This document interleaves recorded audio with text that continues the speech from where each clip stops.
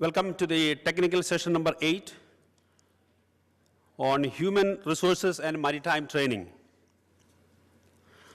Yesterday's discussion, we found out, however, the technical advancement that has come in the shipping industry, behind that there is a human element who works on it. So we cannot neglect the human element in technology advancement. So let us hear about this maritime training, human resources and maritime training from the experts from the panel. So this session will be conducted by Captain L.K. Panda, and then we got 3 eminent speakers from the industry. One, Mr. Gani from HIMT, Captain Dr. S. Bharadwaj, Masa Maritime Academy, and Dr. Sanjay Bhavanani from MMS Maritime India Limited. May I request the session chair and the 3 speakers to take the dais, please.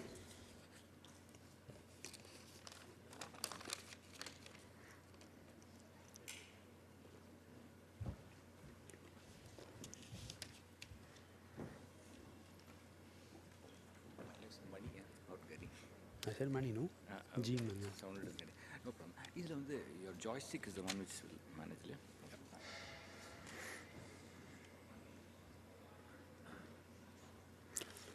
So I would like to take a privilege to introduce Captain Panda, who is ex-nautical advisor to Government of India, as a session chair. Captain Panda graduated from the University of Rajasthan and joined the Maritime Institute T.S. Rajendra and passed out successfully in 1975. After sailing in all grades, Captain Panda served as a master in various types of ships and successfully completed the extra masters in 1988. Captain Panda served as an educational advisor for a very brief period with the government of Iran in 1989. Later, he joined Indian Maritime Administration in 1992 and was promoted as Deputy Nautical Advisor in 2000.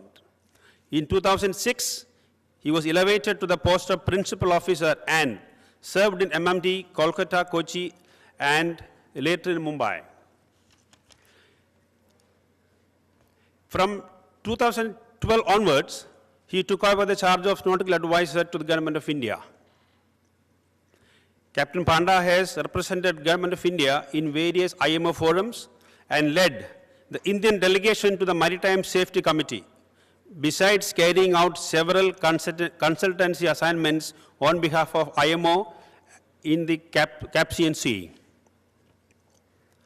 Captain Panda was instrumental in carrying out several projects for the Ministry of Shipping for the port development, and he was instrumental in promoting inland transport project between India and Bangladesh.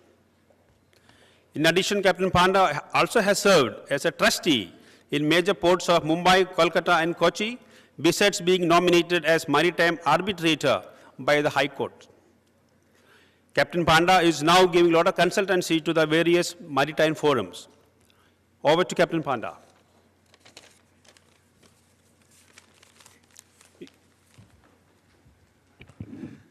Dear sir, with your kind permission, I just want to intervene for a minute. With our past experience, we have seen that most of the time, interaction time has been minimized because of the presentation become larger than the 20 minutes. So I request all authors to restrict to your presentation within 16 minutes of time so that we can have more interactive sessions. Because audience have more questions to ask. That's all. Thank you, sir. Please come over. Good afternoon, gentlemen and ladies. Thanks, Francis, for that detailed CV of mine, which I'm pretty sure must have got it from Facebook or something. Today, nothing is personal, as we have seen from the disclosure of Facebook. Anyway, without wasting much time, knowing the fact that this subject of human resource and maritime training has been an important element, not only in shipping field, but virtually in every aspect, and especially the countries having well qualified, structured training processes with abundant human resource, this subject has become more important than ever. I am fortunate to chair this session with three eminent speakers, with Mr. Mani, Captain Dr. S. Bharadwaj, and Sri Sanjay Bhavnani. Sorry, Dr. Sanjay Bhavnani as well. To start with, the first speaker will be Mr. Mani. He has got well over almost 3 decades of rich experience in marine engineering. His talk will be primarily based on the shape and the changing face of maritime technology, maritime training. Gone are the days when you used to have initially starting with Gurukul training, then coming to, with the Britishers coming to classroom teaching, then coming to structured method of training. 1978, STCW brought in some kind of format. 95 made it a structured one and left a very ambiguous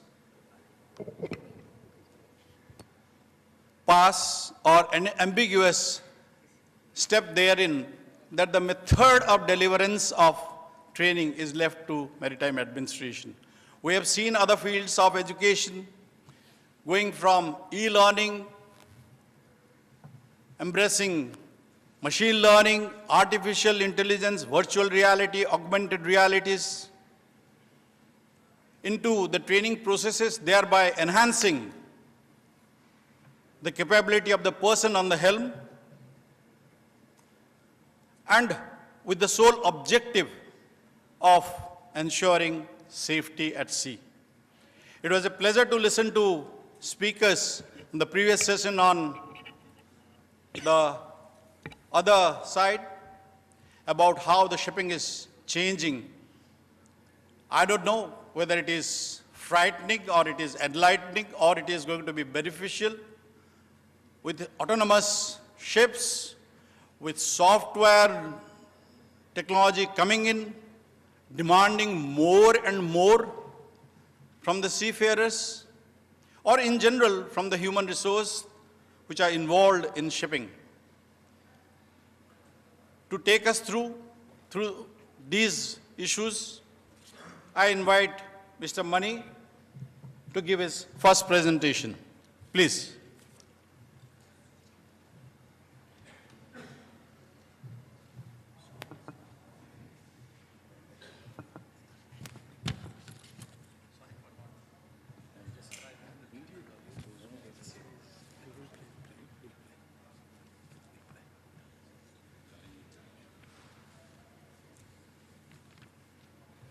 Good afternoon, ladies and gentlemen. I represent HMT College and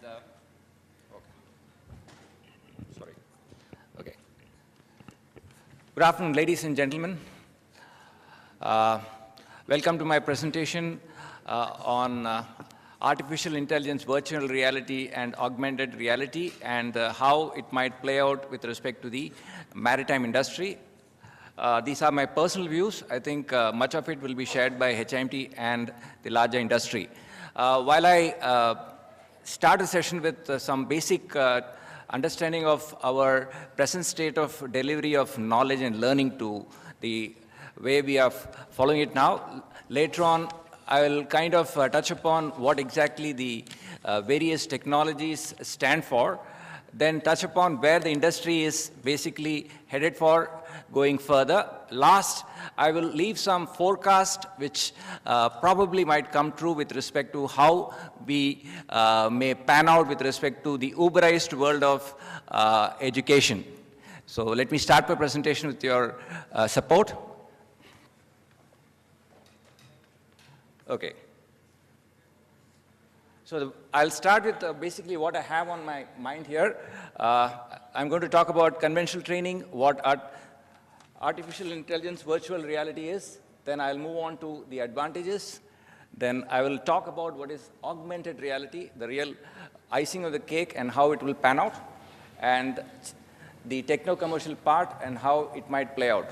Okay, so let's get started with conventional training. The conventional training, the way we normally have seen, generally is a direct delivery between a teacher and a student, or it could be through a e-learning platform where there could be a home or a college from where it is delivered. So that is how generally knowledge is being delivered in this industry and industry elsewhere. However, with respect to the changes in technology, let me highlight the shortcomings of this form of education and how our new technologies might help in improving that. So some of the challenges with our conventional technology is the teacher plays a very, very important role, which means the entire discussion or conversation through is more teacher-driven rather than student-driven. So that's the passive student learning is what we normally go through. Then the next one is probably the amount of feedback that goes into a teacher's training with respect to feedback. So that's generally minimum, and that can be improved by way of technology in the next case that we'll discuss. While we are talking about the engagement with a student in a classroom session or an e-learning session, you may have a session of 1 hour, 2 hour, 3 hours, but the attention span typically of a student would not exceed maybe in a 1 hour session, not more than 10, 15, 20 minutes. So unless you are engaging, as the previous panelist leader said, you should stop drilling if you have not hit oil in the first 10 minutes, otherwise you're boring. So the teacher needs to be on the ball, keep the eyeballs of the student at him, and deliver content. So that's very important. Third, different strokes for different folks. Not all students are the same, so you may need to use different styles for different students. Conventionally, when a teacher is standing on the board, he adopts one style, may not be the best for every student that we have on mind. Conventional teaching generally would involve what is called as, is it okay?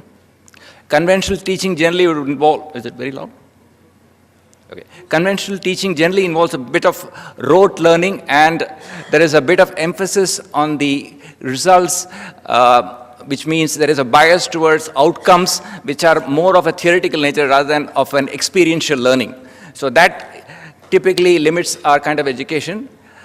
There is a limited amount of discussion which happens, but not, this is a very important point, not every form of topic can be put into a classroom scenario, which means it becomes difficult to accommodate everything in a classroom kind of a scenario. Last but not the least, not all teachers, despite their being PhDs or whatever it may be, are the ideal and best of speakers. So let's see how, going forward, some of these challenges could be overcome. So if you look at the next kind of platform that we have, it's all about e-learning. So in an e-learning platform, there are some challenges that come with that platform as well.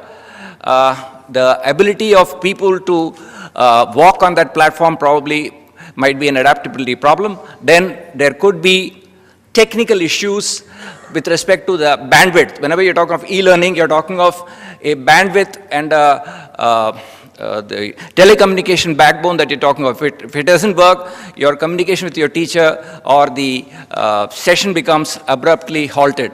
So that's one challenge which you'll have with this kind of a platform. The students in this platform need to be highly computer literate, which also becomes a limiting factor. Time management, because the connectivity and bandwidth is an paid interaction between the student, the time management is also an issue. Last but not the least, because there is not much of an attendance involved here in an e-learning platform, self-motivation might be an issue. So what we need to look at is something which works a little better than what we are doing currently.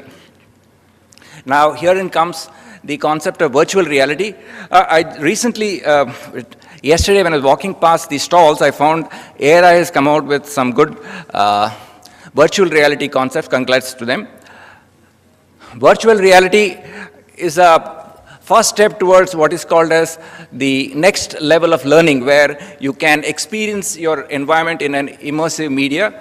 The basic requirement being a computer simulated environment where you can see things and do things. How does it work? You are creating depth and knowledge or data on top of the equipment or instrument that you're using. So it's very easy and ideal for people when you're working with a media.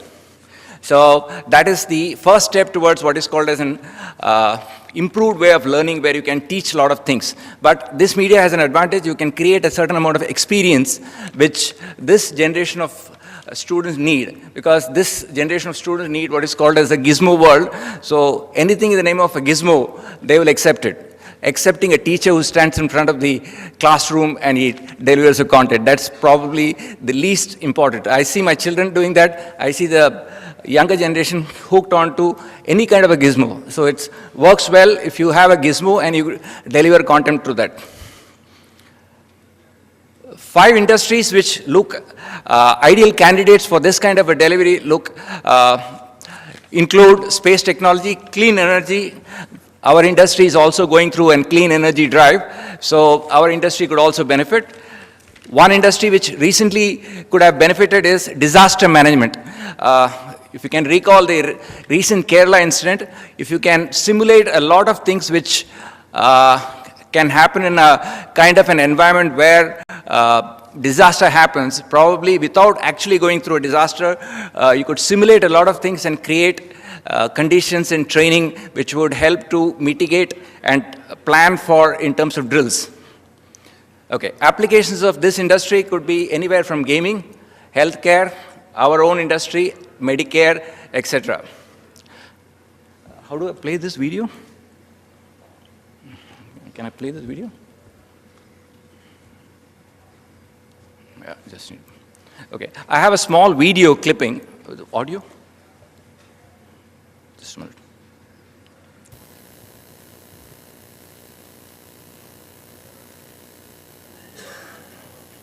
Oh, you've gone one.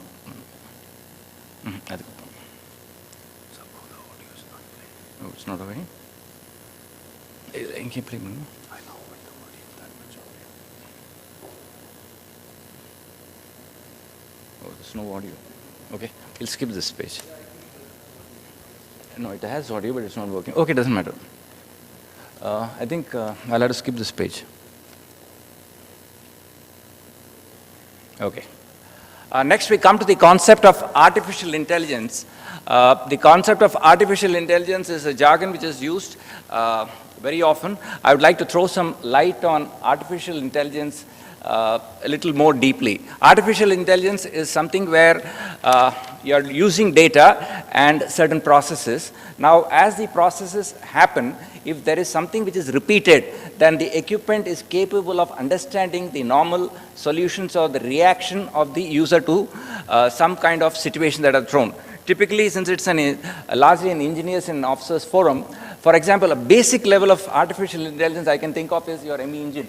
The ME engine, it takes away a lot of things which are typically done by an engineer. ME engine or an artificial intelligence. What exactly happens? A lot of engine parameters are self-programmed as algorithms into the engine, and the engine knows how to take care of itself normally. Now it uses the power cards that it has and sees whether the system is what it is seeing as an algorithm with respect to various parameters. It is able to compare it with the performance monitoring system and see whether there are any deviations, and then it reacts. However, it is at the basic level. What happens in a typical artificial intelligence system is that the system self-learns. So as the system encounters actions, there is an improvement in the way the system reacts. So over a period of time, any artificial intelligence system becomes more and more intelligent, which means it takes away a lot of burden from the normal operator or human being who is dealing with that system, which implies that at a later stage, only those where there are decision makings which only a human being can do would only be in the plate of an artificial intelligence system. So that's the basic understanding of the thing. So it is not something to be feared, but to be used effectively. So this is how artificial intelligence works. Much of it is an improvement on what I call as conventional knowledge that we have. Only thing, we have passed on the lower end stuff where we don't need to do that work effectively. Oh, sorry. Okay, this is the application of artificial intelligence. It can be used in gaming, natural language processing, expert systems, and your visual systems, speech recognition system, and hand recognition systems. Okay, benefits of artificial intelligence: it can lower your cost of operations. It can ensure that you're working in a safe environment without actually working with tools. Oh, sorry, what happened? Sorry. What happened? Okay. The equipment can be updated without having any need for other systems happening. And importantly, for an artificially intelligent system, it is mostly learning by doing, which means you're creating deep learning in people. You're just not teaching. The person who's working on the system is experiencing much of what is being delivered, which means there is a deep amount of learning which is coming into the system. And there is no need for physical infrastructure. Now, advantages of artificial intelligence system: the student himself can become a creator of some of the content. You can create digital assistants, which we are generally familiar with. Whenever you talk on Facebook, there is something, some kind of a small assistant which comes up on the screen and says, do you want this, do you want that kind of stuff. So when you're talking of intelligent systems, then there is no language barrier. Your engagement of the student increases, visualization capacity increases. There is no difficulty in exploring concepts. However, whenever you're talking of gizmos and systems related to that, there is a deterioration in the quality of human interaction, which means you'll have, my children hardly speak to me. They speak more to gizmos. So that's the kind of life it will become. So, and we are seeing it on the ship also. I find mostly the ships, people attached to the gadgets rather than to us. So lack of flexibility and certain functionalities would be this thing. The most important is the fourth bullet, which is the addictive nature of this virtual world. At the moment, this technology appears to be a little expensive. Okay, I'll skip this slide. Okay, what is augmented reality? Augmented reality is the combination of real world with the virtual world. Okay, so this is where the real technology kicks in, where using the technology, you can program and do things in a very intelligent manner. Okay, it provides content, it provides data, and if you have the tools, then you will be able to actually work and implement them. So while the technology has been present, it is now getting more attention. Training becomes very, very visual. There is real life experience.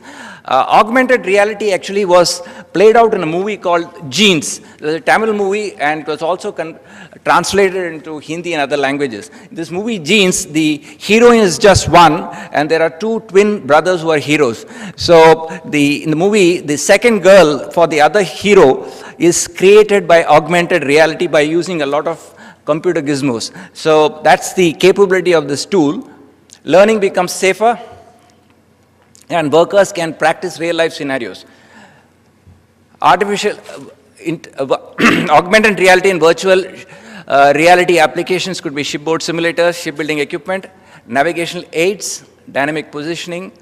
Very, very important, underwater augmented reality and maintenance of air system. Last but not the least, maritime training. So challenges with the artificial intelligence and augmented reality: technology challenges, sociological challenges, privacy challenges, and some of the could be unauthorized hacking, spamming, other things. So the way I look at it, the technology curve for our industry could be, we are at 2018, we are looking at probably the first wave of AI and virtual reality. I think going forward, it could be e-learning, artificial intelligence with the virtual reality coming. Later on, it could be a large extent AI plus the virtual reality kicking in. And last but not the least, it will be a completely augmented reality world. So use cases that I can think about. In the shipping industry, you have Mitsui, OSK, MOL doing their vessel estimate using artificial intelligence. So they are calculating the sea performance data and assessing the power of the technology for calculating and reducing the fuel consumption and efficiency. Other use case applications is K-Lines. They are looking at an application which is Propel, and they are using it for training crew on board ships. CEMS, they are working with Kongsberg to create a lot of value-added training and reality education. So we have a combination of mixed reality, virtual reality, augmented reality kicking in. One interesting case I would like to mention is the Vatsila bearing and seals. Suppose you have a situation where you have to change the seals, and if the diver has gone inside and he sends photographs and images to the, let's say, the senior technician who is on the deck. So what happens? So he can, based on the images that is coming to the senior technician, he can give advice and improve the way the person who is doing the repair do the work. So what we have added is a added capability of guiding the person who is on the scene under the water and doing your repair, which means you have increased the capability of what you can do. All that can happen using probably the smart glass, where you can do a lot of repair work, especially from a shipping and maintenance perspective. The person can receive advice, and he could receive instructions from the main supervisor. So makes interesting story for our own industry. This augmented reality, because it's kind of data played on the equipment, will also be very, very stimulating for the human mind, and organizations can improve their productivity, lower costs, and make better and more informed operations. So the next concept that I thought, which I just mentioned about the movie, is holoportation. Our Indian mythologies are full of holoportations. The famous character of Narada, in our Indian mythology, talks about, you know, his being in one place, going to another place, etc. So just quickly finish that. Okay, so holoportation is a set of cameras being put, a interaction between a human being who is present there and another person whom you want to work with happens. So the beauty is, if you have a teacher who is an expert, and if you want him to be on board your ship when you are reading or learning something, then he can come right in front of you, sit in front of you as a virtual image and talk to you. Not only will he talk to you, he'll give you customized content to your caliber of intelligence. So that is holoportation, which allows 3D modeling and reconstructed and compressed data and information which can be used for teaching, particularly in maritime industry. So when you combine it with mixed reality, you are having a situation where education can become almost customized to your IQ level, your capability level, and also become user-friendly. Okay, what is the implications for MTI? This is the last topic which I want to put about. We are looking at an Uberized world where probably the key thing here is that the universities or colleges in the conventional sense may not exist. Okay, you could have something like an Coursera, which it becomes a virtual university dishing out degrees to you. On the other, like the MIT Open University, where you just write for the exams and you get a degree. It doesn't matter where you learn, how you learn, as long as you can pass, you can get the degree. So that's the kind of world we are looking at, which means that the brick and mortar world of our conventional training may not exist. Just give me 2 minutes. Okay. Okay, so I'll just quickly recap what we had to say. Change from brick and mortar world to virtual universities. We could be looking at MIT courseware kind of a stuff. Coursera, then instead of normal teachers, you could have bots who are the virtual holographic images of the students who could be involved. And the bots could deliver not only content, they could give you customized contents and suggestions for you to improve yourself. And all this can happen while you are at sea and while you are actually working. It could send you the deep experience learning that you are. Last but not the least, conventional classroom training may not exist. Because much of the training as required in STCW requirements can be met at sea. One of the key problems with our industry is we are sent into an exile called 4 to 6 months or 8 months of class. You have to go through various classes and learn. If you can do the same thing at sea in a manner which is customized and deep, and if the authorities ashore are able to take up that kind of proof that you are able to deliver content, then it becomes very easy for people to get through the COC cycle much faster and better. So the industry will move more from training to evaluation, which will be the basic standard. And there will be assessment of the seafarer, which will be based more on shipboard, whatever they have achieved. One of the problems which I always find is the students say when you're teaching in the class, it's very nice, I can understand. But the problem is when I go to the ship, you are not there and I can't understand what the equipment is actually saying. So if you have a system where the teacher is present when the student wants and when he is on an object, and on specifically, because in MMD when you go for a question, they ask you specific to your engine, let's say BMW or whatever engine. So if you can do on your engine, prove it that you are capable with various tools that is provided to you, it might be a good mix. This is what I had to say. In conclusion, while this technology is expensive, MTIs may have to work with good, big, deep-pocketed companies to achieve this technology, which is a little expensive. As the technology matures, probably it will become feasible for many people to use it. My suggestion is if the deep pockets for MTS don't exist, then they can tie up and create COEs. Instead of competing with each other, you could have a collaboration where COEs are formed at different MTIs where they could jointly create excellence and create success for the industry. Some of the references. Thank you, gentlemen. Thank you, Mr. Mani. Shipping being a traditional industry cannot run away from the fact that we are living in a digitized world. Sooner or later,